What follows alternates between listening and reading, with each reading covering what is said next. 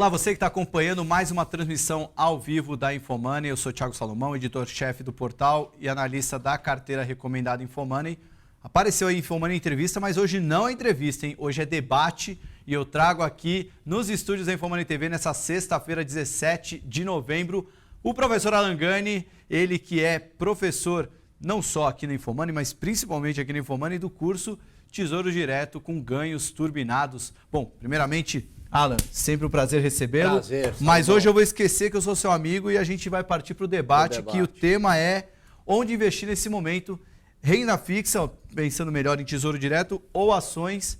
E, bom, eu já tenho meu call de ações, porque já sou professor do curso Como Montar uma Carteira de Ações, e você, como professor do curso de Tesouro, quero ver os argumentos de por que vale mais a pena investir no Tesouro Direto. Eu estou aqui acompanhando pelo chat da Infomoney, ver quem mandar alguma pergunta que pode deixar o debate mais quente. Mas, bom, antes de tudo, já deixar o call principal de hoje. Começou ontem e vai até sexta-feira que vem, o Black Friday Infomoney. Todos os cursos da prateleira da Infomoney, tem mais de 20 cursos lá, com 50% de desconto. Só ontem a gente já vendeu em 12 horas de promoção 350 cursos. Só o curso da carteira de ações já foram 40 novos alunos, então já queria dar as boas-vindas a todos os alunos que já compraram nas últimas 12 horas o curso da carteira de ações. Vai até 24 de novembro, sexta-feira que vem, então tem 7 dias aí, tem o feriado, então são 4 dias úteis até lá. Aproveita, um ótimo momento para saber mais sobre bolsa, renda fixa, tesouro direto, planilha, opções, tudo que a gente tem para oferecer para vocês. Sejam muito bem-vindos, novos alunos, e para quem for comprar também, que escolha um curso de ações aqui, senão vamos com o do Gani de Tesouro Direto. Mas Gani, deixando o assunto já em evidência, eu convoquei esse debate porque a gente estava vivendo um momento de muita euforia, a Bolsa bateu lá 78 mil pontos, parecia que a Bolsa ia para 100 mil pontos em questão de dias. Bolsa caiu, bateu 70 mil pontos, agora está ali nos 72 mil, e a sensação que muita gente está é que o rally acabou, que parece que a festa acabou. Eu tenho uma opinião contrária a isso, mas antes eu queria ouvir da sua opinião, que é um professor de renda fixa, de Tesouro Direto. O que você está olhando para o mercado de títulos públicos? Como é que o investidor tem que se posicionar? Por que vale a pena estar em Tesouro Direto e não em bolsa? Enfim, quero primeiro te dar o benefício de começar esse debate. Então tá bom, prazer estar aqui contigo, Salomão. A última vez foi quando a gente entrevistou o vice-prefeito de São Paulo, Sim, Bruno Covas. Bom, vamos lá. Historicamente, a taxa de juros é muito alta no Brasil, então os ganhos na renda fixa eles são muito elevados. Aí alguém vai me dizer o seguinte, mas a taxa de juros agora está baixa. A gente tem que olhar a taxa real. A taxa real ela continua elevada no Brasil. Que seria o diferencial do juro bruto, vamos dizer assim, e a inflação. E a inflação. Né? Então, se eu pegar lá 8% mais ou menos num título pré e tirar 3%, grosso modo, eu tenho 5% de juro real. Então, nenhum país do mundo chega com juro real tão alto, né? Ou somente alguns países do mundo. Então, o primeiro motivo é esse.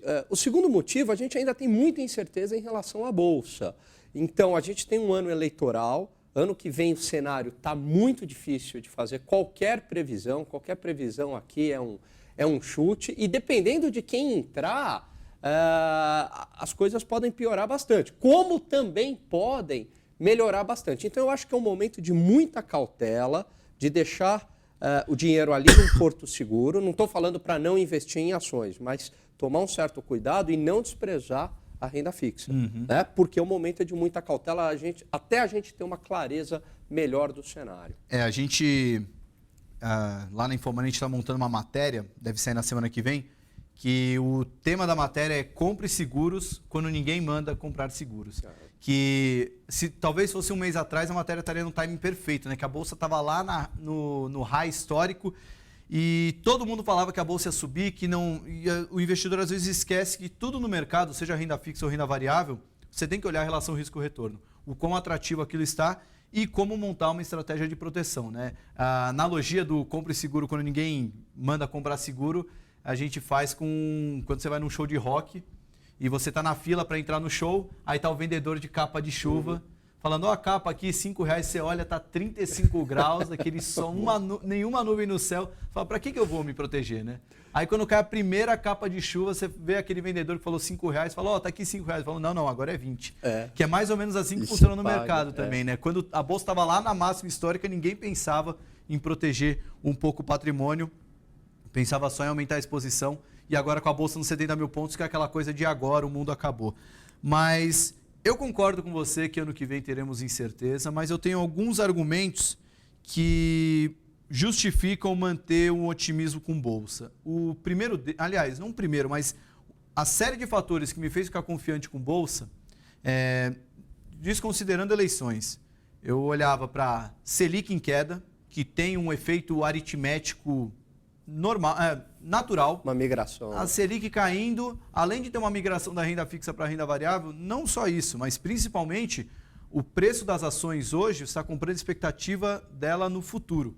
E para trazer esse futuro para o valor presente, você usa uma taxa de desconto. Enquanto menor a taxa Selic, menor vai ser a taxa praticada para calcular esse desconto.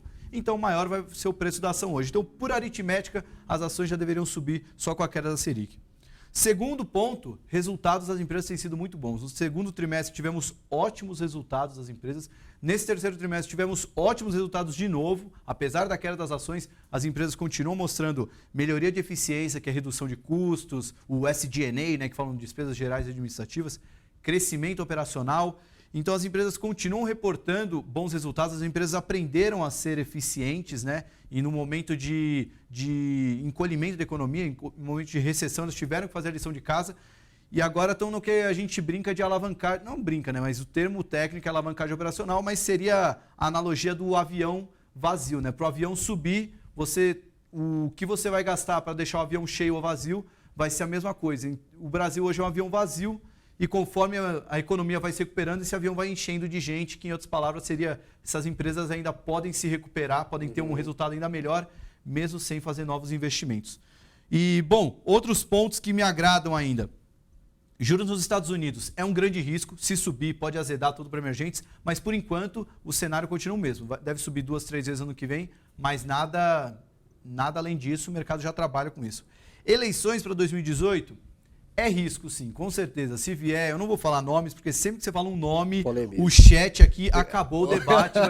Mas se vier um candidato muito extremista para um lado ou muito extremista para o outro, que não tem uma visão tão favorável para reformas, ou pelo menos uma visão incerta, uma visão um pouco mais nebulosa, não tem uma visão extremamente focada em reformas, a gente pode sofrer bastante volatilidade com isso. Mas acredito que para ano que vem o cenário base é de algo mediano para neutro, assim. Então, qualquer coisa boa que vier ano que vem já pode ser uma surpresa positiva. Em outras palavras, o mercado pode ter muito mais upside do que downside por conta das eleições. Mas isso também está muito longe, né? A gente só vai saber do cenário eleitoral entre março e abril. Hoje a gente só tem no páreo 2 candidatos, que um deles talvez nem possa concorrer no que vem, e ainda muito incerto sobre qual candidato que vai representar o centro, né? E enfim, isso ainda é um risco, mas ainda é cedo.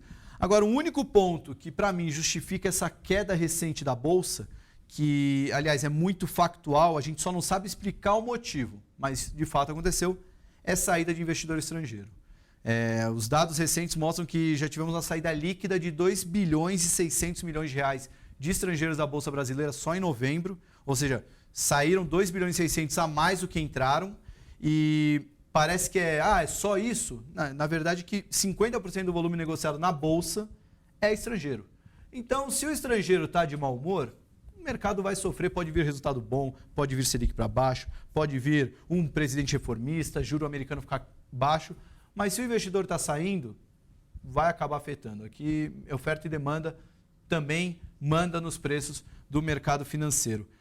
Em outras palavras, tivemos os mesmos fundamentos mantidos para quando a Bolsa estava renovando a máxima histórica. A diferença é que agora a Bolsa está 6 mil pontos mais barata do que da sua máxima histórica e o risco também está um pouco menor. Em outras palavras, estou confiante com a Bolsa. Acho que o racional dos investidores, até acompanho muito os comentários dos leitores, mas o racional dos investidores tinha que ser exatamente o oposto. Quando a Bolsa estava lá nos 78 mil, talvez seria a hora de falar, gente, talvez seja a hora de reduzir, talvez seja a hora de vender. E quando a bolsa está nos 70 mil, agora é hora de falar, gente, vamos comprar, que deu uma oportunidade. Muito investidor ainda pensa da maneira contrária. Quando está nos 78 mil, fala, nossa, que legal, vou comprar mais. Caro, né? E agora está em 70 mil, ao invés de olhar como oportunidade, fala, nossa, maldito Infomani que mandou comprar essa ação. Enfim, por esses motivos, acredito que sim, vale a pena ter uma parcela bem importante em bolsa. Então, Salomão, você trouxe aí alguns bons pontos. A questão é, será que 72 mil está barato? Será que não dá para ficar ainda mais barato? E aí, quando eu falo do risco eleitoral, tudo isso é verdade, mas tudo isso pode ser colocado em xeque dependendo de quem ganhar a eleição. Então, eu acho que a aposta que a gente está fazendo no momento, e é uma aposta quase que binária, né, dependendo aí do candidato, tudo isso pode ser colocado por água abaixo. Né? Porque se quem entrar lá em 2018 não for comprometido com essas reformas que já estão em andamento, reforma da Previdência, uma possível reforma fiscal, diminuição do tamanho do Estado, etc., e principalmente o comprometimento com os gastos do governo com a parte fiscal, então aí eu não vejo sinais da Bolsa decolar. Então eu acho que esse otimismo está muito fundamentado nessa continuidade de reformas importantes. Diante disso, eu acho que é importante, eu não estou desprezando a Bolsa, hein? Veja bem, concordo contigo que a gente tem que entrar justamente naquela hora que está todo mundo desconfiado e falar, opa, agora é um momento de baixa, está barato, vou comprar na baixa para realizar na alta. Mas a gente tem que proteger um pouco a nossa carteira, a gente tem que dar uma diversificada. Vou te trazer um dado. Estados Unidos, bolsa lá é estrela, né? A bolsa subiu 25% neste ano, Nasdaq 25%, Dow Jones 20%, enfim, bolsa lá dando show. E mesmo assim, o pessoal coloca dinheiro na renda fixa americana com juros baixíssimos, né? A menor taxa de juros do mundo. Eu concordo que o evento eleitoral não dá para ser desprezado, realmente vai trazer um impacto, mas há muitos sinais na economia, não só pelos resultados das empresas que eu citei, mas o próprio cenário de inflação controlado, juro baixo, alguns setores da economia, principalmente o setor automotivo, setor mais ligado às empresas de siderurgia mesmo, estão conseguindo mostrar uma resposta que é importante ter reforma? Sim, com certeza, claro, principalmente olhando para o fiscal. Mas o lado da atividade, em outras palavras, o lado de recuperação de renda, de emprego, que isso não é da noite para o dia, mas isso tende a acontecer, acredito que a gente está entrando numa dinâmica que isso deve acontecer independentemente do fiscal. Em outras palavras, é fundamental a reforma da Previdência para ajustar o fiscal, mas nesse momento a economia está entrando numa dinâmica que a gente pode ter uma recuperação, seja qual for o presidente, que eu não vou citar nenhum nome para o ano que vem. Gani, gostei do exemplo que você deu dos Estados Unidos, realmente muita gente investe em renda fixa lá, mas olhando para o Brasil, eu poderia falar algumas opções na Bolsa, mas olhando para os títulos do Tesouro Direto, nesse momento, qual seria uma boa estratégia, qual seria um bom título para se investir no Tesouro Direto? Eu acho aí que tem um ponto que é importante, né? A taxa Selic ela caiu bastante, ela está num patamar historicamente muito baixo, há uma previsão de uma queda ainda na próxima reunião, e aí a gente vai chegar no piso histórico da taxa Selic no Brasil. Eu não vejo muito mais espaço, Salomão, para uma queda ainda maior da taxa Selic. Você acha que ela vai até quanto? Um 7 para ali? Eu acho que talvez para ali 6,5? Talvez um 6,75 e pare ali. Né? Eu não vejo. Por que eu não vejo? E aí eu vou recorrer ao argumento do Gustavo Franco numa entrevista que ele deu no Roda Viva em dezembro de 2015, se eu não me engano. Né? Você tem uma componente ali na taxa pré, né, que é o prêmio pelo risco. Né? Então, enquanto não resolver a questão fiscal, e a questão fiscal no Brasil ela está muito problemática, ela é grave, essa taxa de juros ela não cai. Né? Ele explica até um mecanismo como que o governo ele rola a dívida numa taxa maior e menor, quando o Tesouro passa essa dívida lá para o Banco Central vender o título e o Banco Central vende em outras condições, né? Então, na prática, o mercado não está comprando nessa taxa, né? Um terço da dívida está sendo rolada em outra taxa. Então, para isso ser sustentável, vai ter que melhorar a parte fiscal. O que eu estou querendo dizer com isso em resumo? Eu não vejo muito mais espaço para quedas mais significativas da taxa pré, né? Que é aí a expectativa futura da Selic, justamente pelo risco. Então, no atual momento, eu acho que é importante proteger um pouco a carteira e pensar num Tesouro Selic, numa LFT ou em CDBs pós-fixados que pagam aí 110, 115% do CDI e com a vantagem que o FGC garante até 250 mil por CDB. Eu não acompanho, eu não acompanho muito o mercado de tesouro direto, gosto de focar em ações, mas alguns gestores que eu conversei, principalmente gestores multimercados, aliás, pessoal, estou acompanhando aqui os comentários, a gente vai abrir para perguntas daqui a pouco.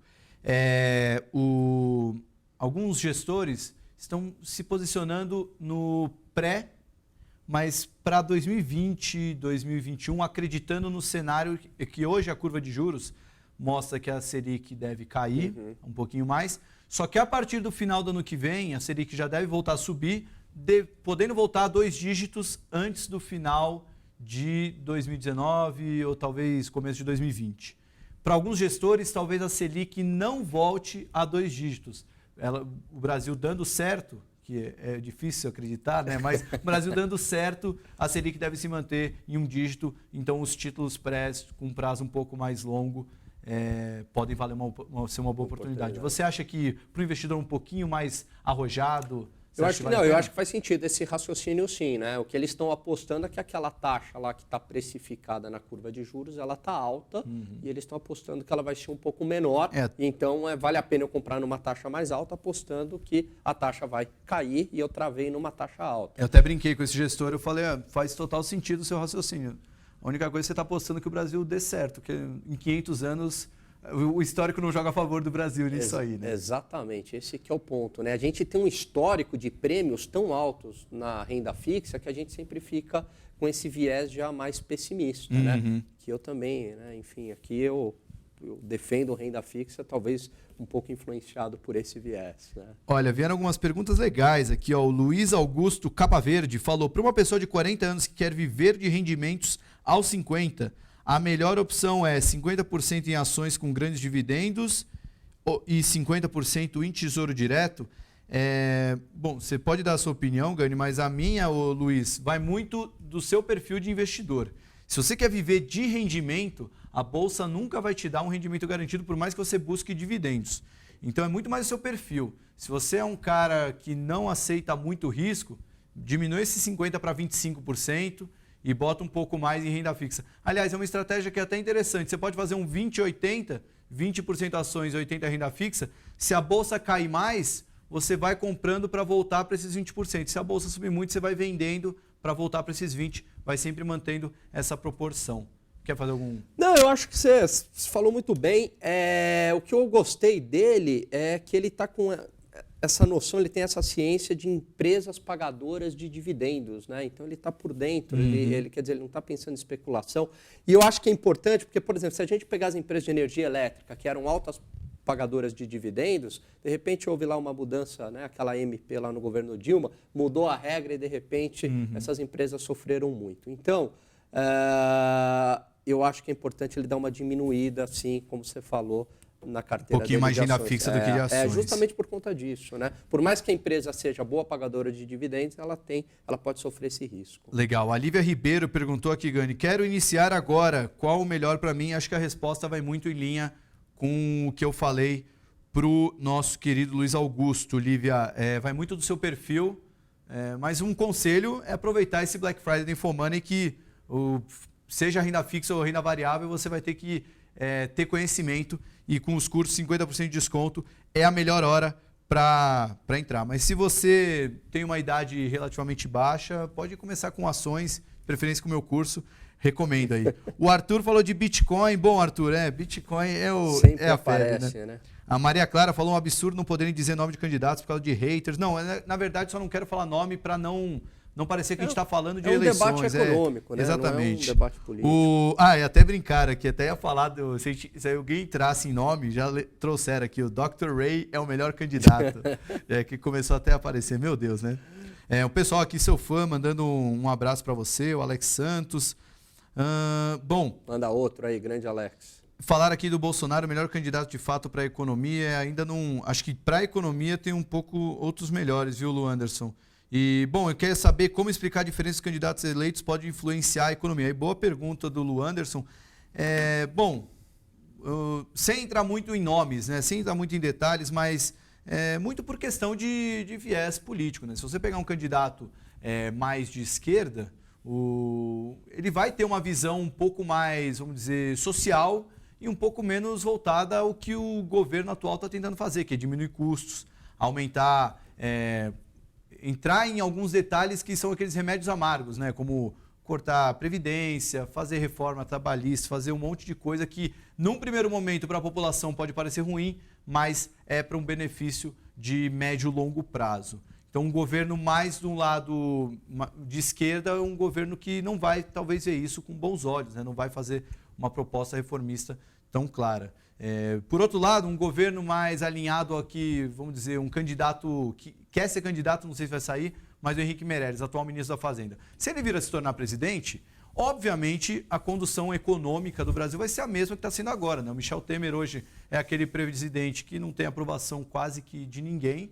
Então, os candidatos, o Henrique Meirelles como ministro da Fazenda, que está tocando toda a agenda econômica, ele pode muito bem levar o mesmo plano que está tocando até esse pouco mais de um ano que ainda tem no governo Temer, pode levar adiante. Enfim, essa é a maneira principal que vai impactar a economia, né? Dependendo do viés político do candidato, dependendo da equipe que ele formar, vamos ver como é que vai ser, né? Aliás, porque viés político não define claramente isso, né? A gente viu no governo Lula, apesar de ser, nas primeiras campanhas do Lula, um cara completamente anti-mercado, quando ele veio em 2002, colocou lá o Meirelles no Banco Central e trouxe uma calmaria para o mercado que acabou ajudando na condução dele. Você quer fazer algum comentário extra sobre política? Não, eu acho que o mercado, né, ele está comprometido com algumas pautas. Essas pautas é reforma da Previdência, redução de gastos públicos, que é a melhorar a parte fiscal, desregulamentar a economia, deixar o setor privado mais dinamizado, né, entrando aí mais na questão das micro-reformas, autonomia operacional para o Banco Central, não precisa virar lei isso, mas pelo menos, como está ocorrendo agora, né, quer dizer, deixar o Banco Central com autonomia, sem intervenção, podendo operar normalmente. Enfim, seguir aí a regra, o beabá de um manual de economia, né, na ortodoxia aqui, no melhor sentido da palavra. E é isso. Então, eu acho que o candidato que conseguir enxergar isso, viu, Salomão, e ficar comprometido com essas pautas que o mercado defende, e o mercado defende essas pautas, não porque o mercado quer ganhar dinheiro, né, mas porque, lógico, o mercado quer ganhar dinheiro, mas ele entende que essas pautas é o que tem de melhor para o país e que o país vai produzir mais, né? E produzindo mais, todo mundo vai ganhar dinheiro, né? Porque quando você produz mais, você tem um efeito em cadeia para toda a população, né? Desde geração de emprego a lucros para os acionistas. Então, o candidato que se comprometer e conseguir enxergar essas pautas do mercado, e lógico, atender também aí aos interesses da população, e se comprometendo com essas pautas do mercado, atender aos interesses da população, talvez a gente não consiga enxergar isso a curto prazo, mas a médio e a longo prazo, com certeza, eu acredito aí que esse candidato é um candidato fortíssimo para ganhar a eleição. Bom, muita gente aqui comentando, o Fernando Ferreira mandando um abraço para mim e para você, falou de uma operação de NTNB, acabei ganhando com essa aposta, estou tendo uma margem de 16%, me recomenda a sair dessa operação e comprar Tesouro Selic ou continuar com as NTNBs? Acho que ele falou de alguma operação que ele fez acreditando na queda da Selic, tá com uma margem de 16%, quer saber se zero. É um momento bom para realizar. É difícil eu opinar por ele e falar assim, não, faz isso, né? Depois não deu tão certo. Mas é um momento bom, é uma estratégia boa, né? Que ele está pensando. Ou ele pode ficar com essa NTNB também e carregar até o vencimento. Salomão, deixa eu só complementar uma coisa que eu acho que é importante. As pessoas, elas pensam em investimento, eu estava pensando isso ontem, né? De uma maneira muito excludente. Elas falam assim, ou é ações ou é renda fixa, né? Então eu faço aqui o programa com a Verusca Tesouro Direto. Não, é Bitcoin, não é mais renda fixa, né? Não, enfim, o que é importante é a gente estar preparado para todas as oportunidades, conhecer de todos esses investimentos, certo? E lógico que aí, dependendo do momento, como você está falando agora, eu vou pesar um pouco mais em ações e menos em renda fixa, eu vou falar, não, eu vou pesar um pouquinho mais em renda fixa e menos em ações, mas diversificar. Né? Eles não são excludentes, né? Dá uma ideia assim que, não, vou botar tudo em renda fixa, agora esquece ações. Não, vou botar tudo em ações, tira a renda fixa. Mais do que isso, Gani, a gente tem a carteira recomendada aí na Infomoney, está chegando aí no 20º, vamos completar 2 anos agora em dezembro com a carteira. E dá a impressão que as pessoas não querem ganhar dinheiro no mercado, elas querem ganhar de você. Exatamente. Isso que, às vezes, acho que quando o investidor para de pensar um pouco no que o outro está fazendo e no que ele está fazendo, às vezes não... Acho que esse é o racional de tudo, né? As pessoas acabam ficando preocupadas e não, eu comprei Bitcoin e você não, então eu acertei e você não. Que, na verdade, não tinha que ser o racional, né? O importante é todo mundo querer ganhar dinheiro. Exatamente. A mesma briga política que tem aí fica Bitcoin versus renda fixa, tesouro versus não sei o quê, né? Não é assim. Aliás, a Ana falou de Bitcoin, a Ana Laura Reis perguntou, de acordo com a opinião de vocês, seria bom começar a investir 50% em ações e 50% em Bitcoin? Olha, não. Aí é muito do perfil, Ana Laura, mas eu nunca colocaria 50% do meu dinheiro em Bitcoins. Por um motivo simples, ela subiu 60%, tinha na carteira Infomoney, ganhei muito dinheiro com ela, mas ela era 2% do meu capital. Por quê? Quanto maior o risco de um investimento, eu tento ponderar esse risco pelo tamanho dele na minha carteira. Então o Bitcoin tem uma grande chance de subir, como tem também uma grande chance de cair. Então eu vou colocar uma participação bem pequena, porque se cair, não vai ser algo tão doloroso, não vai ser algo tão sentido. Para ponderar o tamanho do risco da sua carteira, pensa assim, se você for dormir de noite... quanto que você aceitaria perder que não vai tirar o seu sono? É mais ou menos isso. Se eu tivesse 50% de Bitcoin e ela cai 10% em um único dia, que é muito normal acontecer, eu ia passar uma noite em claro com certeza. Por isso que eu diminuiria bastante. Eu diria para ela o seguinte, eu tenho um grande amigo chamado Warren Buffett. Né? Seu amigo? A gente troca uns WhatsApp? A gente troca um WhatsApp, joga tênis junto e tal. Né? E ele é o seguinte, ele diz que a regra número 1, diversifique, compre ações e ações daquelas empresas sólidas, daquelas empresas boas pagadoras de dividendos, que tem um histórico muito bom e que tem perspectivas futuras muito boas. Né? Mas eu não... eu acho que assim, eu estou querendo dizer assim, é muito arriscado essa estratégia dela e deixar a carteira dela exposta em 50% em bitcoins. Né? Eu não vejo... Tem muita gente que fala que é bolha, fora daí e tal... eu até brinco com muita gente que veio me argumentar sobre ser bolha ou não, eu ter que colocar na carteira Infomoney. Eu falei, olha, pode até ser, mas a bolha pode chegar a 7 mil dólares, pode chegar a 70 mil dólares, a 700 mil dólares antes de estourar. Então, o fato de ser bolha ou não, a gente só vai saber no futuro. Ninguém sabe cravar agora se vai ser bolha. O fato é que a estratégia que eu fiz vou colocar algo bem pequeno, porque não sendo bolha... eu vou ganhar um pouquinho. Perfeito. E vamos ver o que vai acontecer. Obviamente, tem o que eu estou preocupado com ela é assim, né? Colocar 50% num ativo que é muito novo. Então tem risco, né? Quer dizer, o fato de ter dado muito dinheiro até agora não quer dizer que vai continuar. Exatamente. Né? Bom, vamos aqui para mais perguntas. Em relação aos cursos, eu posso comprar e realizá-lo em outra data? Acredito que sim, viu, Luiz? O meu tem prazo de 12 meses para realizar. Compra agora e aproveita as suas férias em janeiro, fevereiro, como você disse aqui, que vale a pena. O Alan falou aqui que vai fazer 80 bolsa e 20 renda fixa. Olha, eu tô com o Alan, viu? Eu sou muito mais... Não você, o outro Alan. 80 bolsa? Falou que vai ficar 80 bolsa. Deixa eu dar um número aí, vai, Salomão. Eu faria agora... Assim, eu não tô tão pessimista quanto eu estava antes. Eu acho que há uma... Eu acho que assim... O cenário, ele é favorável, mas tem um risco político aí que eu tô precificando, tá? Mas o cenário, ele é favorável.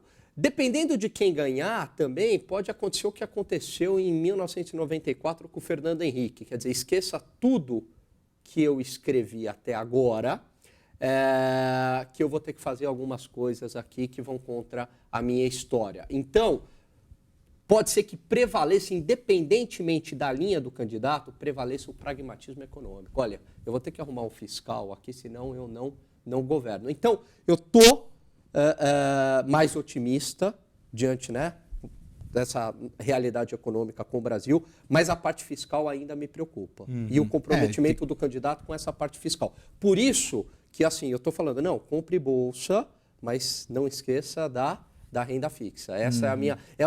você está mais agressivo, eu estou um pouquinho, né? Eu estou com o freio de mão um pouquinho mais puxado. Então, eu vou dizer aí, talvez 60-40 ou 70-30. Para quem é mais conservador, 70-30. 70 renda fixa, 30 ações, 40 ações, 60 renda fixa. Sobre fiscal, eu tive com o Samuel Pessoa, semana retrasada no Mackenzie, a gente participou de um debate lá. E ele falou que o ajuste inevitável tinha que acontecer, senão o Brasil entraria em colapso. Ele escreveu isso em 2015, a reforma da Previdência não veio, o colapso tinha que acontecer, mas ele falou que a gente ganhou um tempo, justamente pelo controle dos juros aqui no Brasil e nos Estados Unidos. Então a gente ganhou um tempo até 2019 para fazer esse ajuste, mas temos que aproveitar esse tempo para fazê-lo e também tem que torcer para que os Estados Unidos continuem com o juro baixo por um bom tempo, que não venha nenhum grande susto. Veio outra pergunta aqui legal. O Guilherme Madeira fez a pergunta que eu adoro, porque ele falou: fundos de ações e multimercados ainda são boas opções a curto prazo? Guilherme, ser bem honesto para você, nenhum fundo vale a pena no curto prazo. Fundo de investimento, sempre coloque pensando num prazo maior. Por quê? Primeiro porque o imposto de renda, todas as taxas vão acabar deixando o investimento inviável se você ficar colocando e tirando. Tem muita tributação em cima. Então, sempre olhe para um prazo mais longo quando você for investir em fundos. Em fundos de ações e multimercados também, principalmente, porque dependendo do fundo, aliás, dependendo não, todos os fundos vão ter anos bons e ruins. O fundamental é você escolher um fundo que tem tido uma performance consistentemente positiva num longo período de tempo, aí pega aí 5, 6, 10 anos, e com base nisso você fica mais tranquilo para deixar o dinheiro lá e ver esse fundo performando bem no longo prazo. Fundos de investimento sempre para longo prazo. Eu fiz exercício com um fundo verde, do Luiz Stuberger, é o melhor fundo do Brasil. Aliás, do Brasil não, ouso dizer que é o melhor do mundo, porque se comparar a taxa de juros que ele enfrenta aqui, ele continuar batendo esse rendimento no histórico que ele tem, foi fundado em 97, 20 anos de fundo, é espetacular. Tanto que o fundo está fechado há trocentos anos e ele até devolve dinheiro para os cotistas porque ficou tão grande que não tem como se mexer. Mas nos últimos 2 anos ele não tem ido tão bem. Então quem pegou o fundo lá em 2015, 2016 e está com ele até agora, obviamente não entrou porque está fechado, mas vai olhar e falar, nossa, esse fundo é muito ruim. Mas se você pegando no curto prazo, até os melhores fundos de investimento vão ter momentos ruins. Então sempre olhe para fundos de investimento com longo prazo, Guilherme. Aliás, quarta-feira que vem, dia 22 de novembro, no Beabá da Bolsa, 10h45 da manhã, programa que eu faço toda quarta com a Verusca, vai ser um programa especial sobre como escolher fundos de ações. A gente montou um manual bem bacana e vai apresentar aqui ao vivo. Então, apareçam, por favor, que aí já vou tirar até essa sua dúvida, viu, Guilherme Madeira. Bom, qual a perspectiva para ações da Oi? Não, Oi eu não vou falar, não tem nenhuma perspectiva, viu, Pablo? Há 5 anos que o papel está aí necessitando de uma intervenção do governo, então enquanto não vier essa intervenção, vai ficar difícil. Luiz Felipe Veiga Antoniucci falou: eu tenho 10% da minha renda em um fundo de renda variável, 21 fundo multimercado, seria a hora de tirar 10% do multimercado e colocar em Itaú? Nossa, que pergunta complexa, né? Apostando numa alta forte do lucro, apostando na só 50. Teve outro cara que perguntou aqui sobre Itaú a R$50. Olha, ações de Itaú são um bom investimento, mas eu só não invisto em ações de Itaú na carteira Infomoney porque acho que ela é diretamente atrelada ao Ibovespa. Então eu prefiro sempre ter uma certa descorrelação ao índice. Mas é um banco, bom, como todos os bancos a gente vê que lucra na crise, lucra sem crise.